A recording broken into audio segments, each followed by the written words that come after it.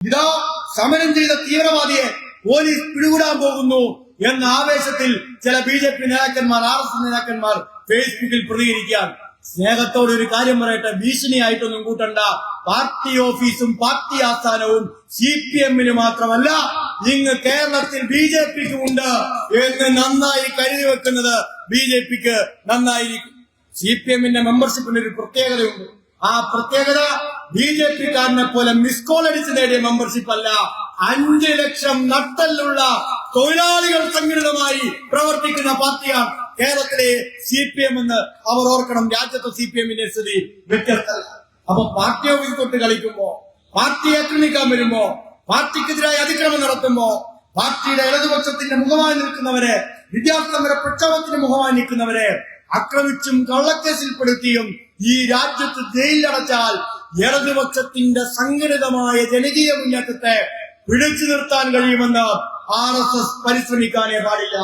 അങ്ങനെ പരിശ്രമിച്ചാൽ രാജ്യത്തിനിയും അതിശക്തമായ ജനകീയ രോഷത്തിന് RSS-ന് BJP-ക്ക് സാക്ഷ്യം വഹിക്കേണ്ടതായി വരും. നരേന്ദ്രമോദി ഒന്നും ഞങ്ങൾക്കൊരു എതിരാളിയെ അല്ല എന്നാണ് രാജ്യത്തെ വിദ്യാർത്ഥികൾ പ്രഖ്യാപിച്ചത്. കണ്ടല്ലോ, നരേന്ദ്രമോദിക്ക് ഒരു വിഷയത്തിലും പ്രതികരിക്കാതെ മൗനി ബാബയായിരുന്ന പ്രധാനമന്ത്രി ഇന്ന് രാജ്യത്തെ വിഷയങ്ങളോട് പ്രതികരിക്കാൻ പുതിയ മാർഗങ്ങൾ തേടുന്നതിലേക്ക് ഈ വിദ്യാർത്ഥി പ്രക്ഷോഭം വഴിവെച്ചു എന്നത് ഭരണാധികാരികൾ അക്ഷരാർത്ഥത്തിൽ ഇനി എന്താണ് ചെയ്യേണ്ടത് എന്നറിയാതെ സ്തബ്ധരായി നിൽക്കുന്നു എന്നതിന്റെ ഏറ്റവും വലിയ ഉദാഹരണമായി മാറിയിരിക്കുകയാണ്. കേരളത്തിലെ ചില മാധ്യമങ്ങൾക്ക് ഇപ്പോഴും സംശയമാണ്.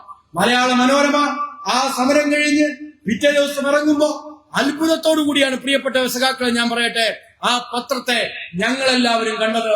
നിങ്ങൾ മനസ്സിലാക്കുന്നത്, രാജ്യത്തെ പ്രധാനപ്പെട്ട പത്രമാധ്യമങ്ങൾ ദ ഹിന്ദുവും ഇന്ത്യൻ എക്സ്പ്രസും ഉൾപ്പെടെ SFI-യും SFI സഖാക്കളും ഇടതുപക്ഷവും ആ സമരത്തിൽ വഹിച്ച പങ്കിനെ വിശദീകരിച്ച് ലേഖനങ്ങൾ എഴുതാൻ തയ്യാറാകുമ്പോ കേരളത്തിലെ മനോരമ പോലെയുള്ള ചില മാധ്യമങ്ങൾക്ക് SFI എന്ന വാക്ക് പിറ്റേ ദിവസത്തെ പത്രത്തിൽ ഉണ്ടാവരുത് എന്ന് പിടിവാശി ഉണ്ടാവുകയാണ്.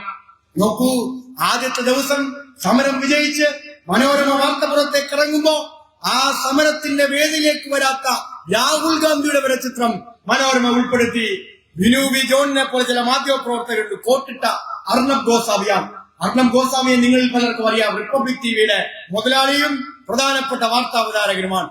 ഈ സമരത്തെ പൊളിക്കാൻ വേണ്ടി ഏറ്റവും കൂടുതൽ സന്ദേശങ്ങൾ ചാനൽ മുറിയിൽ ഇരുന്ന് തയ്യാറാക്കി റിപ്പോർട്ട് ചെയ്തത് അർണബ് ഗോസ്വാമിയാണ്. അർണബ് ഗോസ്വാമിയെ പോലെ കോട്ടിട്ട മറ്റൊരു ഗോസ്വാമിയാണ് ഏഷ്യാനെറ്റിലെ ബിനു വി ജോൺ. ഇടതുപക്ഷത്തിന്റെ സമാദരണീയ നേതാവ് MA ബേബിയെ പോലും ഇഷ്ടക്കാരായ പരദൂഷണ കൂട്ടങ്ങൾ ചാനൽ ചർച്ചയുടെ ഭാഗമായി വട്ടം കൂടിയിരിക്കുമ്പോ അപഹസിക്കാൻ ഈ മാന്യന്മാർ തയ്യാറാവുകയാണ്. എല്ലാ മാന്യന്മാരോട് സ്നേഹത്തോടെ ഒരു കാര്യം കേരളത്തിലെയും രാജ്യത്തെയും മനുഷ്യർ പറയുന്നത്, നിങ്ങൾ ആ ഡൽഹി സമരത്തിലേക്കൊന്ന് സൂക്ഷിച്ചു നോക്കിയാൽ ആ ഡൽഹി സമരത്തിൽ തൂത്തെറിയപ്പെട്ടത്, കടപുഴകി വീണത്, പറന്നുപോയത് അധികാരവർഗത്തിന്റെ ദാർഢ്യം മാത്രമായിരുന്നില്ല. അധികാരവർഗത്തിന് കുഴലൂതിയിരുന്ന, കാലു തിരുമ്മിക്കൊടുത്തിരുന്ന, അധികാരവർഗത്തിന്റെ പൈസ വാങ്ങി അവരുടെ പിടിയാളുകളായി മാറിയ മാധ്യമ തമ്പുരാക്കന്മാരെന്ന് സ്വയം വിശേഷിപ്പിച്ചിരുന്ന മാധ്യമ പുഴുക്കൾ കൂടിയായിരുന്നെന്ന് ഇവിടെ ഈ കുഴലൂത്ത് നടത്തുന്ന മാധ്യമ മുതലാളിമാരും മാധ്യമ പ്രവർത്തകരും മനസ്സിലാക്കേണ്ടതായിട്ടുള്ള കാലം എല്ലാ അധമന്മാരെയും തൂത്തെറിയും. എന്താണ് രാജ്യത്തെ ഇടതുപക്ഷത്തിന്റെ പങ്ക്? നമ്മൾ കേൾക്കുന്ന ഒരു നിരന്തരമായ ചോദ്യമാണ്. ഇങ്ങനെ MP-മാർ കുറഞ്ഞില്ലേ? ബംഗാളിലും ത്രിപുരയിലും കേരളത്തിൽ നിങ്ങൾ ഭരിച്ചിരുന്നല്ലോ, ഇപ്പോഴെ ഭരണമില്ലല്ലോ. രാജ്യത്തൊരു സംസ്ഥാനത്തും ഭരണമില്ലാത്ത ഇടതുപക്ഷത്തിന്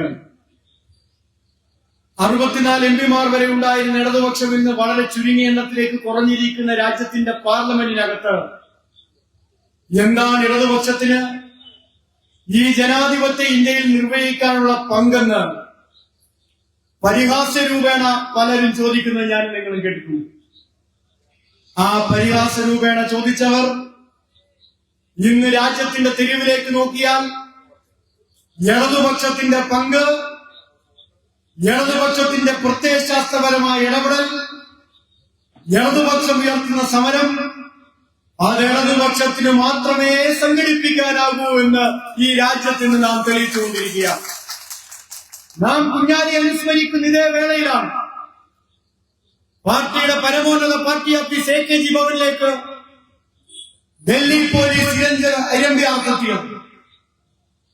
വിദ്യാർത്ഥി പ്രക്ഷോഭത്തിന് നേതൃത്വം കൊടുത്ത സഖാവ് ഐസി ഘോഷിനെ അറസ്റ്റ് ചെയ്യാനാണ് ഡൽഹി പോലീസ് അവിടേക്ക് എത്തിയത്. നിങ്ങൾ മനസ്സിലാക്കേണ്ടത് RSSന്റെ കുട്ടിപ്പട്ടാളമായിട്ടാണ് ഇപ്പൊ ഡൽഹി പോലീസ് പ്രവർത്തിച്ചുകൊണ്ടിരിക്കുന്നത്. ഞങ്ങളെല്ലാം ഇന്നലെ ഡൽഹിയിലുണ്ടായിരുന്നു. മഹാത്മാഗാന്ധിയുടെ സമാധി സ്ഥലത്തേക്ക് പോലും എത്തിപ്പെടാൻ ഇന്ന് രാജ്യത്തെ മനുഷ്യർക്കാവുന്നില്ല. 4, 5, 6 ചെറുപ്പക്കാർ, അവർ ചെറുപ്പക്കാരാണെങ്കിൽ അവർ ഒരുമിച്ചാണ് ഡൽഹിയിൽ കൂട്ടമായി നടക്കുന്നതെങ്കിൽ ആ കൂട്ടമായി നടക്കുന്ന ചെറുപ്പക്കാരുടെ ഇടയിലേക്ക് ഡൽഹി പോലീസ് കടന്നു ചെല്ലുകയാണ്. നിങ്ങൾ എന്തിനു ഡൽഹിയിലേക്ക് വന്നു? നിങ്ങൾ എന്തിനു ഒരുമിച്ച് നടക്കുന്നു? നിങ്ങൾ എന്തിനാണ് ഇവിടെ നിൽക്കുന്നത്? രാജ്യത്തിന്റെ തലസ്ഥാനത്ത് സമാധാനവും സ്വസ്ഥമായി ചെറുപ്പക്കാർക്ക് നടക്കാൻ കഴിയാത്ത നിലയിലേക്ക് രാജ്യത്തിന്റെ ഭരണാധികാരികൾ വിറങ്ങലിച്ച് പേടിച്ചു പോയിരിക്കുന്നു. ഒരു വിദ്യാർത്ഥി നേതാവിനെ അറസ്റ്റ് ചെയ്യാൻ ഒരു പട ഇരമ്പിയാർത്ത് AKG ഭവനിലേക്ക് ചെല്ലുകയാണ്. എന്താ ഐസി ഘോഷ് ചെയ്ത തെറ്റ്? JNUവിന്റെ ചെയർപേഴ്സൺ ആയിരിക്കുമ്പോൾ RSSകാരെ JNUവിലേക്ക് കടത്തി വിട്ടിട്ടില്ല ഐസി നേതൃത്വം കൊടുക്കുന്ന SFIക്കാർ. അന്നു മുതൽ ഐസിയോട് രാജ്യത്തെ RSSന് വൈരാഗ്യമാണ്. നേരിട്ടും അല്ലാതെയും നിരവധി അക്രമങ്ങൾ ഐസി ഘോഷിനെതിരെ RSS ഇപ്പൊ തന്നെ നടത്തി കഴിഞ്ഞു. എണ്ണമറ്റ ആക്രമണങ്ങൾ ഏറ്റുവാങ്ങുമ്പോഴും ഡൽഹി പോലെ രാജ്യത്തിന്റെ പ്രധാനപ്പെട്ട തലസ്ഥാനത്ത് വിദ്യാർത്ഥിപക്ഷ പോരാട്ടങ്ങൾ ഏറ്റെടുത്തിന്നും ഐസിയും SFI സഖാക്കളും വർഗീയതക്കെതിരായ പോരാട്ടത്തിന് നേതൃത്വം കൊടുക്കുക. ഐതിഹാസികമായ വിദ്യാർത്ഥി പ്രക്ഷോഭം ഡൽഹിയിൽ നടക്കുമ്പോ ആ വിദ്യാർത്ഥി പ്രക്ഷോഭത്തിന്റെ സമര നേതൃത്വമായി തലസ്ഥാനത്ത് SFI സഖാക്കൾ ഉണ്ടായിരുന്നു.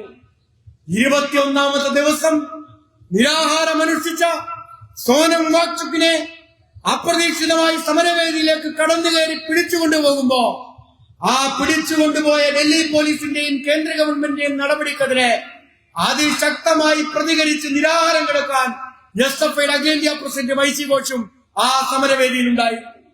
ഇതാണ് RSSനെ ഭയപ്പെടുത്തിയിരിക്കുന്നത്.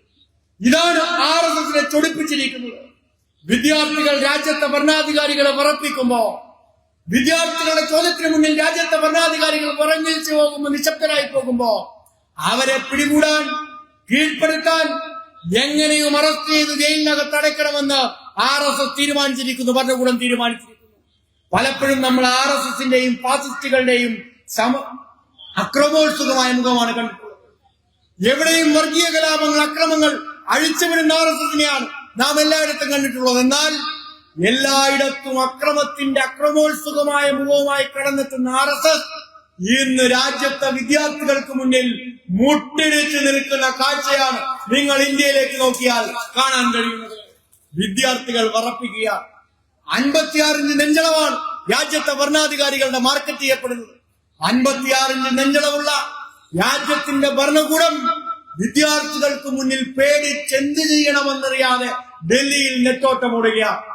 രാജ്യത്തെ ഏറ്റവും പ്രധാനപ്പെട്ട ഭരണശിലാ കേന്ദ്രങ്ങളിൽ വളരെ തുരന്തമായ ചർച്ചകൾ നടക്കുകയാണ്.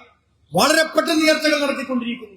എങ്ങനെ ഈ വിദ്യാർത്ഥി പ്രക്ഷോഭത്തെ ഉയർന്നു വരുന്ന ഈ വിദ്യാർത്ഥികളുടെ ആവേശത്തെ പിടിച്ചു നിർത്തണം അവർക്ക് അറിയാൻ കഴിയുന്നില്ല. അവർക്ക് മനസ്സിലാവുന്നില്ല എങ്ങനെ സുസംഘടിതമായി ഈ വിദ്യാർത്ഥികൾ അണിനിരുന്നു, എങ്ങനെയാണ് ഈ പ്രക്ഷോഭം പൊട്ടിപ്പുറപ്പെട്ടത്, എങ്ങനെ ഈ പ്രക്ഷോഭം വിജയം കണ്ടു. ഇന്നും മനസ്സിലാക്കാൻ കഴിയാതെ RSSും BJPയും ഇരുട്ടിത്തപ്പുക. 22 ലക്ഷത്തോളം വരുന്ന വിദ്യാർത്ഥികളുടെ ഭാവിയെ നേരിട്ട് ബാധിക്കുന്ന നീറ്റ് പോലെ രാജ്യത്ത് ഏറ്റവും അധികം വിദ്യാർത്ഥികൾ എഴുതുന്ന ഒരു മത്സര പരീക്ഷ സമാനതകളില്ലാത്ത നിലയിൽ രാജ്യത്ത് അട്ടിമറിക്കപ്പെട്ടത് ഞാനും നിങ്ങളും കണ്ടതാണ്. എങ്ങനെയാ പരീക്ഷ അട്ടിമറിക്കപ്പെട്ടത്? ആ പരീക്ഷയിൽ ലക്ഷക്കണക്കിനായ വിദ്യാർത്ഥികൾ ഉറക്കമൊഴിച്ച് കഷ്ടപ്പെട്ടിരുന്ന് പഠിച്ച് പരീക്ഷാ നടത്തിപ്പിനെ വിശ്വസിച്ച് പരീക്ഷ എഴുതാൻ അവിടെ എത്തിച്ചേരുമ്പോ ആ പരീക്ഷയുടെ ചോദ്യപേപ്പർ വളരെ മുൻകൂട്ടി തന്നെ ചോർത്തി പരീക്ഷാ കമ്പോളത്തിൽ കോടികൾ വിലമതിക്കുന്ന മൂല്യം ചാർത്തി തൂക്കിവിൽക്കുകയാണ്. ആരാ ഇത് തൂക്കിവിൽക്കാൻ നേതൃത്വം കൊടുക്കുന്നത്? പരീക്ഷാ ചോദ്യപേപ്പർ തയ്യാറാക്കിയവർ തന്നെ പരീക്ഷയുടെ ചോദ്യപേപ്പർ മറിച്ചു വിൽക്കുന്നു. രാജ്യം ഭരിക്കുന്ന ഗവൺമെന്റ് അറിയാതെ ഇത്രയും വലിയൊരു പരീക്ഷ NDA നടത്തുന്നത് അട്ടിമറിക്കപ്പെടുമെന്ന് നമുക്ക് വിശ്വസിക്കാൻ കഴിയുന്നതാണോ? 10 വർഷക്കാലം നിങ്ങൾ രാജ്യത്തെ പരീക്ഷ അട്ടിമറികൾ പരിശോധിച്ചാൽ 152 മത്സര പരീക്ഷകളാണ് നമ്മുടെ ഇന്ത്യ മഹാരാജ്യത്ത് അട്ടിമറിക്കപ്പെട്ടു. 152 മത്സര പരീക്ഷകൾ അട്ടിമറിക്കപ്പെടുമ്പോ ദുരന്തമായി രാജ്യത്ത് നടപടി സ്വീകരിക്കുമെന്ന് ആവർത്തിച്ച് നരേന്ദ്രമോദി പ്രഖ്യാപിക്കുമ്പോ ഈ 152 പരീക്ഷാട്ടിമറികളിൽ ഒരു കുറ്റവാളിയെ പോലും ഇതുവരെ ശിക്ഷിക്കപ്പെട്ടിട്ടില്ല എന്നത് രാജ്യത്തിന്റെ 10 വർഷത്തെ ചരിത്രമാണ്. കൺവിൻഷൻ റേറ്റ് വട്ടപൂജ്യമാണ്. ഒരു പ്രതിയെയും കുറ്റം ചാർത്തി ജയിലിലടക്കാൻ കഴിഞ്ഞിട്ടില്ല. അവിടെയാണ് അതിശക്തമായ വിദ്യാർത്ഥി പ്രക്ഷോഭം രാജ്യത്ത് ഉയർന്നു വന്നത്. എങ്ങനെയാ വിദ്യാർത്ഥി പ്രക്ഷോഭം ഉയർന്നു വരുന്നത്? ഇവരെല്ലാം പ്രതീക്ഷിച്ചത് ഈ വിദ്യാർത്ഥി പ്രക്ഷോഭം ഉയർന്നു വന്ന് ഒരു തവണ അങ്ങ് അടിച്ചമർത്തിയാൽ അത് അവസാനിച്ചു പോകുമെന്ന ഈ വിദ്യാർത്ഥി പ്രക്ഷോഭത്തിന് അടിസ്ഥാനപരമായ ഒരു കാരണമുണ്ടായി. ആ കാരണം രാജ്യത്തെ വിദ്യാർത്ഥികളിൽ ചെറുപ്പക്കാരിൽ വർദ്ധിച്ചു വരുന്ന അസംതൃപ്തിയാണ് ഇത് നാം തിരിച്ചറിയേണ്ടതായിട്ടുണ്ട്. 138 കോടി മനുഷ്യരുടെ നാടാണ് ഇന്ത്യ. ഈ 138 കോടി മനുഷ്യരിൽ ഈ നാടിനെ നയിക്കേണ്ട ഏറ്റവും പ്രധാനപ്പെട്ട ജനവിഭാഗം ഈ രാജ്യത്തെ ചെറുപ്പക്കാരല്ലേ. ആ ചെറുപ്പക്കാർ ഇന്ന് രാജ്യത്ത് നേരിടുന്ന അവഗണന എത്രയോ വലുതാണ്. ഒരു കണക്ക് ഞാൻ നിങ്ങളോട് വിശദീകരിച്ചാൽ, രാജ്യത്തെ തൊഴിലില്ലായ്മയുടെ ആകെ കണക്ക് നിങ്ങൾ ശരാശരിയിൽ പരിശോധിച്ചാൽ, തൊഴിലില്ലായ്മയുടെ കണക്കിന്റെ ശരാശരി നിങ്ങൾ വ്യക്തമായി സൂക്ഷ്മമായി പരിശോധിക്കുമ്പോ തൊഴിലില്ലാത്തവരിൽ ഏറ്റവും കൂടുതൽ വരുന്നത് രാജ്യത്തെ ചെറുപ്പക്കാരാണെന്ന് ഞെട്ടിക്കുന്ന കണക്ക് പുറത്തേക്ക് വരികയാണ്. 25-നും 26 വയസ്സിനും താഴെയുള്ള 80% വരുന്ന ചെറുപ്പക്കാർക്ക് ഈ രാജ്യത്ത് തൊഴിലില്ലാത്ത സ്ഥിതി നിലനിൽക്കുന്നു.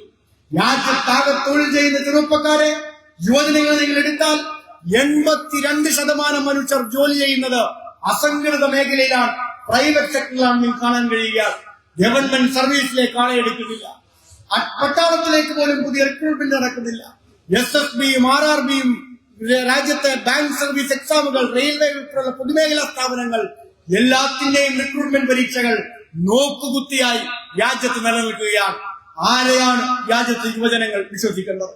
തൊഴിലില്ലായ്മ, പട്ടിണി, ജീവിക്കാൻ കഴിയാത്ത സാഹചര്യം, വിദ്യാഭ്യാസം നേടാൻ കഴിയാത്ത സാഹചര്യം രാജ്യത്ത് വർദ്ധിച്ചു വന്നതിന്റെ പ്രതിഫലനമാണ് ഉയർന്നു വന്ന വിദ്യാർത്ഥി യുവജന പ്രക്ഷോഭമെന്ന് നാം തിരിച്ചറിയേണ്ടതായിട്ടുണ്ട്. 10 വർഷക്കാലം നരേന്ദ്രമോദിയുടെ ഭരണം ഇന്ത്യ മഹാരാജ്യത്ത് പൂർത്തിയാകുമ്പോ 1 ലക്ഷം സർക്കാർ സ്കൂളുകളാണ് ഈ ഇന്ത്യ മഹാരാജ്യത്ത് അടച്ചുപൂട്ടപ്പെട്ടിരിക്കുന്നത്. 1 ലക്ഷം സർക്കാർ സ്കൂളുകൾ രാജ്യത്തിന്റെ വിവിധ പ്രദേശത്ത് അടച്ചുപൂട്ടാൻ രാജ്യം ഭരിക്കുന്ന ഗവൺമെന്റുകളും സംസ്ഥാന ഗവൺമെന്റുകളും തീരുമാനിക്കുമ്പോ സാധാരണപ്പെട്ടവന്റെ മക്കൾ എവിടെ പോയാണ് പഠിക്കേണ്ടത് എന്ന ചോദ്യമാണ് ഈ സമരത്തിന്റെ ഭാഗമായി ജനങ്ങൾ ചോദിച്ചത്. അടിസ്ഥാന മനുഷ്യന്റെ ജീവിത പ്രയാസങ്ങളിൽ ഉയർന്ന പോരാട്ടമാണ് ഡൽഹിയിലെ ഈ സമരമെന്ന് നാം തിരിച്ചറിയേണ്ടതായിട്ടുണ്ട്. ഐതിഹാസികമായ ഒരു കർഷക പ്രക്ഷോഭം കണ്ട നാടാണ് നമ്മുടെ രാജ്യം. 1 വർഷവും 15 ദിവസവും നീണ്ട ഐതിഹാസികമായ കർഷക പ്രക്ഷോഭത്തിന് മുന്നിൽ മുട്ടുമടക്കി 3 കരിനിയമങ്ങൾ പിൻവലിക്കേണ്ട വന്ന ഗതികേട് രാജ്യത്തെ കേന്ദ്ര ഗവൺമെന്റ് 2018 ആ കർഷക പ്രക്ഷോഭത്തിന്റെ തുടർച്ചയിൽ രാജ്യത്തെ തൊഴിലാളികൾ നടത്തിയ സംഘടിതവും അസംഘടിതവുമായ പ്രക്ഷോഭങ്ങൾ ഉണ്ടായി. ആ സംഘടിതവും അസംഘടിതവുമായ പ്രക്ഷോഭങ്ങൾ രാജ്യത്ത് മൂർച്ഛിച്ചു വരുന്ന ഘട്ടത്തിലാണ് വിദ്യാർത്ഥികൾ അവരുടെ ജീവിത പ്രശ്നങ്ങൾ, തൊഴിലില്ലായ്മ, വിദ്യാഭ്യാസത്തിലെ അവസരം നിഷേധിക്കൽ ഉൾപ്പെടെ അടിസ്ഥാനപരമായ പ്രശ്നങ്ങൾ ഉയർത്തി സമരത്തിലേക്ക് ഇറങ്ങിയത്. അടിച്ചമർത്താൻ അവർ പരിശ്രമിച്ചു. തോക്കുകൾ, പെല്ലറ്റ് തോക്കുകൾ, വിവിധ മർദ്ദനോപാധികൾ, ലാത്തികൾ, ആണിയടിച്ച ലാത്തികൾ, എന്തെല്ലാം ഉപയോഗിക്കാമോ അതെല്ലാം സമരം ചെയ്ത വിദ്യാർത്ഥികൾക്ക് നേരെ ഉപയോഗിച്ചു. എന്നിട്ടോ ഈ രാജ്യത്ത് സംഘടിതമായ വിദ്യാർത്ഥികൾ ഈ ഭയാനകമായ മർദ്ദനത്തിന് മുന്നിൽ പിരിഞ്ഞു പോകാതെ ഡൽഹിയിൽ ഉറച്ചു നിന്നില്ലേ? പാർലമെന്റിലേക്ക് കർഷക സമരത്തിൽ നടന്ന മാർച്ച് നമുക്ക് ഓർമ്മയുണ്ട്. നാം മനസ്സിലാക്കേണ്ടത് കർഷക സമരത്തിൽ നടന്ന മാർച്ച് പോലും പാർലമെന്റിലെ ഗേറ്റിലേക്ക് എത്തിപ്പെട്ടിരുന്നില്ല എന്ന് നാം കണ്ടതാണ്. അവസാനം റെഡ് ഫോർട്ടിലാണ് ആ മാർച്ച് അവസാനിപ്പിച്ചത്. പക്ഷേ വിദ്യാർത്ഥികൾ, 10,000-കണക്കിന് വിദ്യാർത്ഥികൾ ഡൽഹിയിൽ സംഘടിച്ച് സമരമായി മാറി ഈ സമരത്തിന്റെ മുദ്രാവാക്യം ഏറ്റെടുത്ത് മുന്നോട്ട് പോയപ്പോ പാർലമെന്റിന്റെ ഗേറ്റിന് തൊട്ടു മുന്നിലെത്തിയ വിദ്യാർത്ഥി പ്രക്ഷോഭത്തിന്റെ കാഴ്ച ഈ ഇന്ത്യ ആവേശത്തോടെ കണ്ടതല്ലേ? അതാണ് സംഘടിതമായ യുവജനങ്ങളുടെ, വിദ്യാർത്ഥികളുടെ രോഷം. അടിച്ചമർത്താൻ പരിശ്രമിക്കുമ്പോ കൂടുതൽ ആവേശത്തോടെ വിദ്യാർത്ഥികൾ ആ സമരത്തിൽ അണിനിരന്നു. എന്തുകൊണ്ടാണ് വെടിവെക്കാഞ്ഞത് എന്ന് നമ്മൾ അത്ഭുതപ്പെടുന്നുണ്ട്. നിങ്ങൾ മനസ്സിലാക്കേണ്ടത്, ആ വിദ്യാർത്ഥി പ്രക്ഷോഭത്തിന് നേരെ വെടിവെക്കാൻ കേന്ദ്ര ഗവൺമെന്റ് യഥാർത്ഥത്തിൽ തയ്യാറാവാതിരുന്നത് ആ പ്രക്ഷോഭത്തിൽ പങ്കെടുത്തവരിൽ രാജ്യത്തെ പ്രധാനപ്പെട്ട BJP നേതാക്കന്മാരുടെ മക്കള് കൂടി ഉണ്ടായിരുന്നത് കൊണ്ടാണെന്ന് നിങ്ങൾ മനസ്സിലാക്കേണ്ടതായിട്ടുണ്ട്. ആസാമിലെ പ്രധാനപ്പെട്ട ഒരു മന്ത്രിയുടെ മകൾ ആ സമരകേന്ദ്രത്തിൽ മുദ്രാവാക്യം വിളിക്കുന്നത് ഞാനും നിങ്ങളും കണ്ടില്ലേ? രാജ്യത്തെ പ്രധാനപ്പെട്ട RSSന്റെ നേതാക്കന്മാരുടെ മക്കൾ ആ സമരകേന്ദ്രത്തിലേക്ക് കേന്ദ്ര സർക്കാരിനെതിരെ മുദ്രാവാക്യം വിളിച്ച് ഒഴുകിയെത്തുന്ന കാഴ്ച ഞാനും നിങ്ങളും കണ്ടില്ലേ? ഈ കേരളത്തിൽ BJP സ്ഥാനാർത്ഥിയായി മത്സരിച്ചൊരു മഹാമാന്യ അദ്ദേഹം ഉണ്ടല്ലോ, കൃഷ്ണകുമാർ, സിനിമാ നടൻ കൂടിയാണ്. അദ്ദേഹത്തിന് 2 മക്കൾ, ഒരാൾ സിനിമാ അഭിനേത്രിയാണ്, ഒരാൾ മാരിവാ ന്യൂസ് കോളേജിലെ വിദ്യാർത്ഥിയാണ്. രണ്ടുപേരും ഈ വിദ്യാർത്ഥി പ്രക്ഷോഭത്തിന് പിന്തുണ പ്രഖ്യാപിച്ചത് ഞാനും നിങ്ങളും കണ്ടതല്ലേ? RSS കുടുംബങ്ങളിലെ കുട്ടികൾ പോലും ഈ ഉയർത്തുന്ന വിദ്യാർത്ഥി പ്രക്ഷോഭം ന്യായമാണെന്ന് അഭിപ്രായം പറയുമ്പോ, സമരവേദിയിലേക്ക് ഒഴുകിയെത്തുമ്പോ എല്ലാ കാലവും തങ്ങളുടെ വോട്ട് ബാങ്കായി കാത്തു സൂക്ഷിച്ചിരുന്ന രാജ്യത്തെ ഇടത്തരം വിഭാഗത്തിനിടയ്ക്ക് വലിയ അസംതൃപ്തി ഗവൺമെന്റിനെതിരെ ഉയർന്നു വരുമ്പോ രക്ഷിതാക്കൾ പോലും വിദ്യാർത്ഥികളെ ഈ സമരത്തിൽ പങ്കെടുക്കാൻ പറഞ്ഞയക്കുമ്പോ ആ സമരത്തിന്റെ ആവേശത്തിൽ രാജ്യമാകെ ആ സമരം ചെയ്യുന്ന വിദ്യാർത്ഥികളോടൊപ്പം അണിചേരുമ്പോ മുട്ടുമടക്കുകയല്ലാതെ മറ്റൊരു പോംവഴിയും കേന്ദ്ര ഗവൺമെന്റ് ഉണ്ടായിരുന്നില്ല. കേരളത്തിലെ ചില BJP നേതാക്കന്മാർ പറയുന്നത് കേന്ദ്ര ഗവൺമെന്റ് മഹാമനസ്കതയാണ് ധർമ്മേന്ദ്ര പ്രധാന്റെ രാജി എന്നാണ്. എന്താണ് മഹാമനസ്കത എന്നാണ് ഇപ്പോ കണ്ടുകൊണ്ടിരിക്കുന്നത്. സമരം ചെയ്ത വിദ്യാർത്ഥികളുടെ ഇൻസ്റ്റഗ്രാം അക്കൗണ്ട് കൂട്ടിക്കൊണ്ടിരിക്കുന്നു. എല്ലാ ഫാസിസ്റ്റുകളും ഭീരുക്കളാണെന്ന് ചരിത്രം ഉറക്കം വിളിച്ച് പറയുമ്പോ അതേ ഫാസിസ്റ്റിന്റെ ഭീരുത്വ ഗണത്തിലാണ് നരേന്ദ്രമോദിയും പെടുന്നത് എന്നതിന്റെ നമ്മുടെ മുന്നിലെ അവസാനത്തെ തെളിവാണ് AKG ഭവനിലേക്ക് RSSന്റെ കുട്ടിപ്പട്ടാളം നടത്തിയ അതിക്രമമെന്ന് നാം തിരിച്ചറിയേണ്ടതായിട്ടുണ്ട്. കേരളത്തിലെ ചില മാധ്യമങ്ങൾക്ക് ഇപ്പോഴും സംശയമാണ്. മലയാള മനോരമ ആ സമരം കഴിഞ്ഞ് പിറ്റേ ദിവസം ഇറങ്ങുമ്പോ അത്ഭുതത്തോടു കൂടിയാണ്, പ്രിയപ്പെട്ട സഖാക്കളെ ഞാൻ പറയട്ടെ, ആ പത്രത്തെ ഞങ്ങളെല്ലാവരും കണ്ടത്. നിങ്ങൾ മനസ്സിലാക്കുന്നത് രാജ്യത്തെ പ്രധാനപ്പെട്ട പത്രമാധ്യമങ്ങൾ ദ ഹിന്ദുവും ഇന്ത്യൻ എക്സ്പ്രസും ഉൾപ്പെടെ SFIയും SFI സഖാക്കളും ഇടതുപക്ഷവും ആ സമരത്തിൽ വഹിച്ച പങ്കിനെ വിശദീകരിച്ച് ലേഖനങ്ങൾ എഴുതാൻ തയ്യാറാകുമ്പോ കേരളത്തിലെ മനോരമ പോലെയുള്ള ചില മാധ്യമങ്ങൾക്ക് SFI എന്ന വാക്ക് പിറ്റേ ദിവസത്തെ പത്രത്തിൽ ഉണ്ടാവരുത് എന്ന് പിടിവാശി ഉണ്ടാവുകയാണ്. നോക്കൂ, ആദ്യത്തെ ദിവസം സമരം വിജയിച്ച് മനോരമ വാർത്തപ്പുറത്തേക്ക് ഇറങ്ങുമ്പോ ആ സമരത്തിന്റെ വേദിയിലേക്ക് വരാത്ത രാഹുൽ ഗാന്ധിയുടെ വരെ ചിത്രം മനോരമ ഉൾപ്പെടുത്തി. വിനു വി ജോണിനെ പോലെ ചില മാധ്യമ പ്രവർത്തകരുണ്ട്. കോട്ടിട്ട അർണബ് ഗോസ്വാമിയാണ്. അർണബ് ഗോസ്വാമിയെ നിങ്ങളിൽ പലർക്കും അറിയാം, റിപ്പബ്ലിക് TVയുടെ മുതലാളിയും പ്രധാനപ്പെട്ട വാർത്താവതാരകരുമാണ്. ഈ സമരത്തെ പൊളിക്കാൻ വേണ്ടി ഏറ്റവും കൂടുതൽ സന്ദേശങ്ങൾ ചാനൽ മുറിയിൽ ഇരുന്ന് തയ്യാറാക്കി റിപ്പോർട്ട് ചെയ്തത് അർണബ് ഗോസ്വാമിയാണ്. അർണബ് ഗോസ്വാമിയെ പോലെ കോട്ടിട്ട മറ്റൊരു ഗോസ്വാമിയാണ് ഏഷ്യാനെറ്റിലെ വിനു വി ജോൺ. ഇടതുപക്ഷത്തിന്റെ സമാദരണീയ നേതാവ് MA ബേബിയെ പോലും ഇഷ്ടക്കാരായ പരദൂഷണ കൂട്ടങ്ങൾ ചാനൽ ചർച്ചയുടെ ഭാഗമായി വട്ടം കൂടിയിരിക്കുമ്പോ അപഹസിക്കാൻ ഈ മാന്യന്മാർ തയ്യാറാവുകയാണ്. എല്ലാ മാന്യന്മാരോട് സ്നേഹത്തോടെ ഒരു കാര്യം കേരളത്തിലെയും രാജ്യത്തെയും മനുഷ്യർ പറയുന്നത്, നിങ്ങൾ ആ ഡൽഹി സമരത്തിലേക്കൊന്ന് സൂക്ഷിച്ചു നോക്കിയാൽ ആ ഡൽഹി സമരത്തിൽ തൂത്തെറിയപ്പെട്ടത്, കടപുഴകി വീണത്, പറന്നുപോയത് അധികാരവർഗത്തിന്റെ ദാഷ്ട്യം മാത്രമായിരുന്നില്ല. അധികാരവർഗത്തിന് കുഴലൂതിയിരുന്ന, കാലു തിരുമ്മിക്കൊടുത്തിരുന്ന, അധികാരവർഗത്തിന്റെ പൈസ വാങ്ങി അവരുടെ പിടിയാളുകളായി മാറിയ മാധ്യമ തമ്പുരാക്കന്മാരെന്ന് സ്വയം വിശേഷിപ്പിച്ചിരുന്ന മാധ്യമ പുഴുക്കൾ കൂടിയായിരുന്നെന്ന് ഇവിടെ ഈ പൊരുളൂത്ത് നടത്തുന്ന മാധ്യമ മുതലാളിമാരും മാധ്യമ പ്രവർത്തകരും മനസ്സിലാക്കേണ്ടതായിട്ടുള്ള കാലം എല്ലാ അധമന്മാരെയും തൂത്തെറിയും. രാജ്യത്തെ മാധ്യമങ്ങളെ കൂവിയാണ് വിദ്യാർത്ഥികൾ ഓടിച്ചത്. ഈ ഗോഡി മീഡിയ ചോർഹെ എന്ന മുദ്രാവാക്യത്തിന് മുന്നിൽ റിപ്പോർട്ട് ചെയ്യാൻ കഴിയാതെ മാധ്യമങ്ങൾ സ്തംഭിച്ചിരുന്ന കാഴ്ച ഞാനും നിങ്ങളും കണ്ടതാണ്.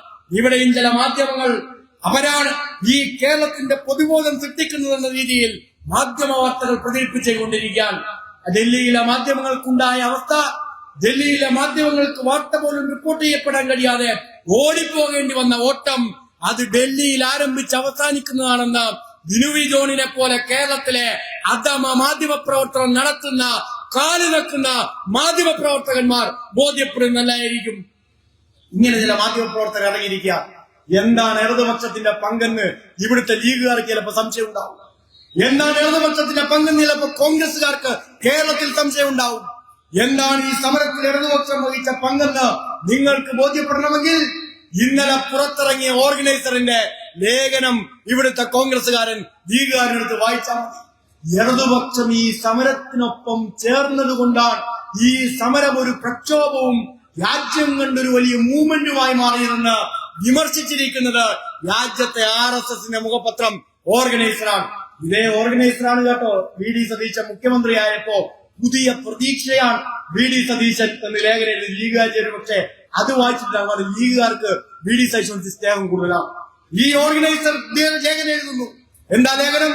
രാജ്യത്തെ ഇടതുപക്ഷം ഈ സമരത്തെ ഏറ്റെടുത്തത് കൊണ്ടാണ്, രാജ്യത്തെ ഇടതുപക്ഷം ഈ സമരത്തെ പിന്തുണച്ചത് കൊണ്ടാണ് വിദ്യാർത്ഥികൾ സംഘടിതമായി ഈ സമരത്തിന് നേതൃത്വം കൊടുത്ത് അതിന്റെ സമരവിജയത്തിലേക്ക് നയിച്ചത് എന്ന് ഇടതുപക്ഷത്തെ വിമർശിച്ച് ഓർഗനൈസർ ഇവരെ പിടികൂടിയില്ലെങ്കിൽ ഇന്ത്യ ആപത്തിലാണ് എന്ന് RSS പറയുകയാണ്. യഥാർത്ഥത്തിൽ RSSന്റെ ഓർഗനൈസറിലെ ലേഖനത്തിന്റെ പ്രതിഫലനമാണ് ഡൽഹിയിലെ CPMന്റെ ആസ്ഥാനത്തേക്ക് പോലീസ് നടത്തിയ നരവേട്ട എന്ന് നാം തിരിച്ചറിയേണ്ടതായിട്ടുണ്ട്. പിന്നെ ചില സംഘമിത്രങ്ങൾ ഇപ്പോ വലിയ ആവേശത്തിലാണ്.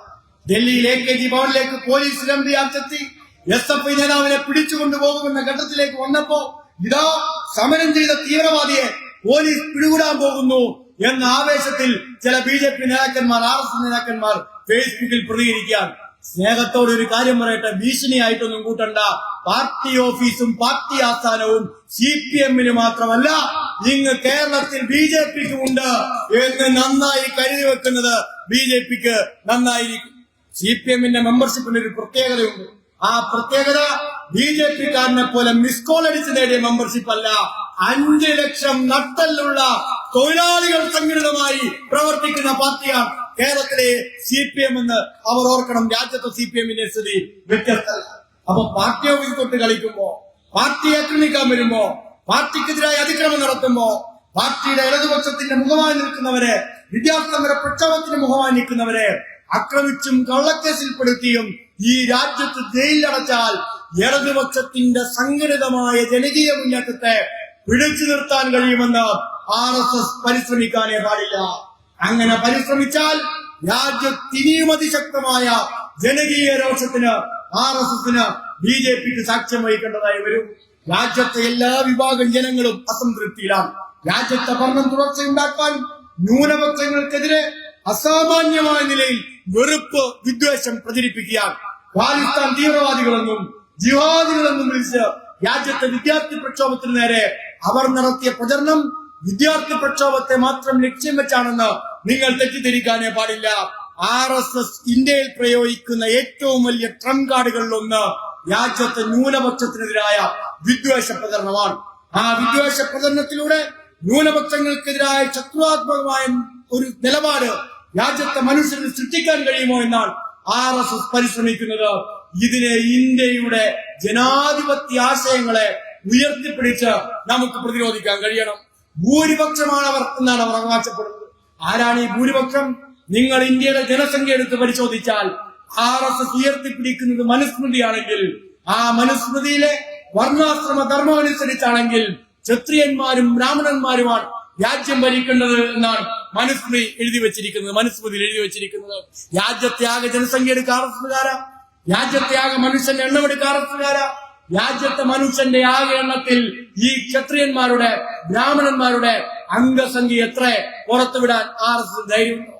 നിങ്ങൾ മനസ്സിലാക്കേണ്ടത് മുസ്ലിം ജനവിഭാഗത്തെ, ക്രിസ്ത്യൻ ജനവിഭാഗത്തെ, പട്ടികജാതി പട്ടികവർഗ വിഭാഗത്തെ, രാജ്യത്തെ പിന്നോക്ക ജനവിഭാഗങ്ങളെ നിങ്ങൾ ഈ രാജ്യത്തെ ന്യൂനപക്ഷമാണെന്നും നിങ്ങൾ പിന്നോക്കക്കാരാണെന്നും നിങ്ങളല്ല ഈ രാജ്യം ഭരിക്കുന്നതെന്ന് ആവർത്തിച്ചവർ കൊട്ടിഘോഷിക്കുമ്പോൾ RSS ഉയർത്തിപ്പിടിക്കുന്ന തത്വസംഹിതയിലെ ഭരണാധികാരികൾ രാജ്യത്ത് വെറും 5% താഴെയാണ് എന്ന് രാജ്യത്തിന്റെ ജനസംഖ്യ നമ്മളോട് പറയുന്നുണ്ട്. 15% കേട്ടോ രാജ്യത്തെ മുസ്ലിം ജനവിഭാഗത്തിന്റെ രാജ്യത്തെ ജനസംഖ്യ. ഏതാണ്ട് 4-5% ക്രിസ്ത്യൻ ജനവിഭാഗ ജനസംഖ്യയുണ്ട്. പട്ടികജാതി പട്ടികവർഗ വിഭാഗങ്ങൾ ഏതാണ്ട് 26% ഈ രാജ്യത്തുണ്ട്. ഈ ജനവിഭാഗം ചേരാതെ എങ്ങനെയാണ് നിങ്ങൾ ഈ ഇന്ത്യ മഹാരാജ്യത്തെ നോക്കിക്കാണുന്നതെന്ന് RSS ഒന്ന് വിശദീകരിക്കാൻ തയ്യാറാവണം. ഈ രാജ്യത്തിന്റെ സ്വാതന്ത്ര്യ സമര പോരാട്ടത്തിൽ നിർണായകമായ പങ്ക് വഹിച്ചത് രാജ്യത്തെ മുസ്ലിം ജനവിഭാഗമായിരുന്നുവെന്ന് എങ്ങനെ RSSന് മറക്കാൻ കഴിയും? RSS ആ സമരത്തിൽ ഉണ്ടായിരുന്നില്ല. രാജ്യത്തിന്റെ സ്വാതന്ത്ര്യ സമരം ഐതിഹാസികമായ മുന്നേറ്റം സൃഷ്ടിക്കുന്ന ഘട്ടത്തിൽ ആ പരിസരത്തേക്ക് തിരിഞ്ഞു നോക്കാത്തവരാണ്. ഇന്ത്യയും പാകിസ്ഥാനും വിഭജിക്കപ്പെടുമ്പോ പോലും ഇന്ത്യയാണ് എന്റെ മാതൃരാജ്യമെന്ന് പ്രഖ്യാപിച്ച, രാജ്യത്തിന്റെ സ്വാതന്ത്ര്യ സമരത്തിന് ജീവൻ കൊടുത്ത ഇന്ത്യയിലെ മുസൽമാനെ ഈ 2026 ആക്രമിക്കാൻ RSS തയ്യാറാവുന്നത് ഇന്ത്യയെ ആക്രമിക്കുന്നതിന് തുല്യമാണ്. ന്യൂനപക്ഷങ്ങൾക്കെതിരായ അക്രമമെന്ന് നാം തിരിച്ചറിയേണ്ടതായിട്ടുണ്ട്. ഇന്ത്യയെ ആക്രമിക്കുന്നത് തുല്യമാണ്. ഇന്ത്യയുടെ ഭരണഘടനയെ ആക്രമിക്കുന്നത് തുല്യമാണ്. ഇന്ത്യയിലെ സാധാരണപ്പെട്ട മനുഷ്യന്റെ ജീവിതത്തെ ആക്രമിക്കുന്നത് തുല്യമാണ്. ന്യൂനപക്ഷങ്ങൾക്കെതിരായി RSSന്റെ അക്രമമെന്ന് തിരിച്ചറിയാൻ ഇന്ത്യക്ക് സാധിക്കണം. അത് സാധിച്ചില്ലെങ്കിൽ ഇന്ത്യ എന്ന ആശയം രാജ്യത്ത് നിലനിൽക്കാതെ പോകുമെന്ന് നാം ഓർമ്മപ്പെടുത്തേണ്ടതായിട്ടുണ്ട്. അപ്പൊ ന്യൂനപക്ഷങ്ങൾക്കെതിരെ സൃഷ്ടിക്കപ്പെടുന്ന ന്യൂനപക്ഷ വിഭാഗങ്ങളെ ലക്ഷ്യമിട്ട് രാജ്യത്ത് നടക്കുന്ന സംഘടിതവും അസംഘടിതവുമായ ഈ കരുനീക്കങ്ങളെ പ്രതിരോധിക്കാൻ ഇന്ത്യയിലെ മതനിരപേക്ഷവാദികളായ മനുഷ്യരെല്ലാം ഒരുമിച്ച് ചേരേണ്ടതായിട്ടുണ്ട്. ആ ഐതിഹാസികമായ പ്രക്ഷോഭത്തിന്റെ ചൂടുവെപ്പാണ് ഡൽഹിയിലെ സമരമെന്ന് നാം തിരിച്ചറിയേണ്ടതായിട്ടുണ്ട്. RSSന് എല്ലാ കാലത്തും പിന്തുണ പ്രഖ്യാപിച്ച രാജ്യത്തെ പ്രധാനപ്പെട്ട ജനവിഭാഗങ്ങൾ പോലും അവരിൽ നിന്ന് മാറി ചിന്തിക്കുന്നുവെന്ന ശുഭസൂചകമായ വാർത്ത രാജ്യത്ത് വരുമ്പോ എല്ലാ ഫാസിസ്റ്റുകൾക്കും അന്ത്യമുണ്ടാകുമെന്ന ചരിത്രപരമായ നേർസാക്ഷ്യമാണ് ഇന്ത്യയിൽ ആവർത്തിക്കാൻ പോകുന്നതെന്ന് ഇന്ത്യ തെളിയിച്ചുകൊണ്ടിരിക്കുന്നു. ഇനിയും പ്രക്ഷോഭങ്ങൾ ശക്തിപ്പെടണം.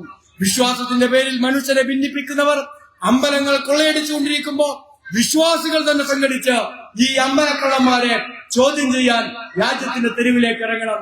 നരേന്ദ്രമോദി ഒന്നും ഞങ്ങൾക്കൊരു എതിരാളിയെ അല്ല എന്നാണ് രാജ്യത്തെ വിദ്യാർത്ഥികൾ പ്രഖ്യാപിച്ചത്. കണ്ടല്ലോ, നരേന്ദ്രമോദിക്ക് ഒരു വിഷയത്തിലും പ്രതികരിക്കാതെ മൗനി ബാബയായിരുന്ന പ്രധാനമന്ത്രി ഇന്ന് രാജ്യത്തെ വിഷയങ്ങളോട് പ്രതികരിക്കാൻ പുതിയ മാർഗങ്ങൾ തേടുന്നതിലേക്ക് ഈ വിദ്യാർത്ഥി പ്രക്ഷോഭം വഴിവെച്ചു എന്നത് ഭരണാധികാരികൾ അക്ഷരാർത്ഥത്തിൽ ഇനി എന്താണ് ചെയ്യേണ്ടത് എന്നറിയാതെ സ്തബ്ധരായി നിൽക്കുന്നു എന്നതിന്റെ ഏറ്റവും വലിയ ഉദാഹരണമായി മാറിയിരിക്കുകയാണ്.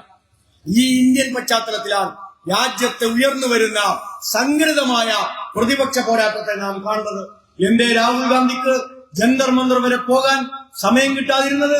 രാഹുൽ ഗാന്ധിക്കും ഇന്ദിരാഗാന്ധി പ്രിയങ്ക ഗാന്ധിക്കും എന്തേ ജന്തർ മന്ദറിൽ പോയി തടിച്ചുകൂടി 50,000-നും 1,00,000-നും ഇടയ്ക്ക് വരുന്ന ആ വിദ്യാർത്ഥി സഞ്ചയത്തെ അഭിസംബോധന ചെയ്യാൻ കഴിയാതെ പോയത്? അവിടെയാണ് അധികാരമാണ് കോൺഗ്രസിന്റെ പ്രശ്നമെന്ന് ഈ സന്നിഗ്ധ ഘട്ടത്തിലും കോൺഗ്രസ് തെളിയിച്ചത് നാം തിരിച്ചറിയേണ്ടതായിട്ടുള്ളത്. ഇവരെങ്ങാനും ഇനി നാളെ ഒരു രാഷ്ട്രീയ പാർട്ടിയായി മാറി തങ്ങൾക്ക് ഭീഷണിയായി മാറുമോ എന്നാണ് ഇപ്പോഴും രാഹുൽ ഗാന്ധി ചിന്തിച്ചുകൊണ്ടിരിക്കുന്നത്. രാഹുൽ ഗാന്ധി ചൂടുവെള്ളത്തിൽ വീണ പൂച്ചയാണ്. പണ്ടിതുപോലെ അന്നാഹസാര സമരം നടത്തി ആം ആദ്മി പാർട്ടി ഉണ്ടാക്കി. ആം ആദ്മി പാർട്ടി BJP കോൺഗ്രസിന്റെ കയ്യിലുണ്ടായിരുന്ന ഡൽഹി സംസ്ഥാനവും കൊണ്ട് പോയതിനു ശേഷം ഏത് പ്രക്ഷോഭം വന്നാലും കോൺഗ്രസുകാർക്ക് പേടിയാണ്.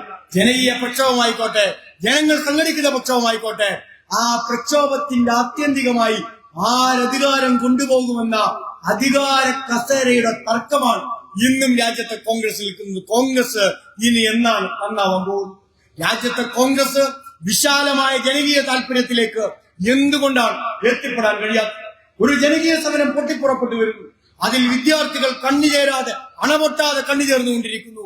ആ പ്രക്ഷോഭം നടക്കുന്ന വേദിയിലേക്ക് രാജ്യത്തിന്റെ പ്രതിപക്ഷ നേതാവിന് എത്തിച്ചേരാൻ എന്തുകൊണ്ടാണ് കഴിയാതെ പോകുന്നത്? അവിടെയാണ് അധികാരം മാത്രം ലക്ഷ്യം വെച്ച് ഇന്ത്യയിൽ രാഷ്ട്രീയ പ്രവർത്തനം നടത്തിയാൽ ഇന്ത്യയിലെ BJPയെ പരാജയപ്പെടുത്താൻ കോൺഗ്രസിന് കഴിയാതെ പോകുമെന്ന സത്യം നാം കോൺഗ്രസിനെ ഓർമ്മപ്പെടുത്തേണ്ടത്.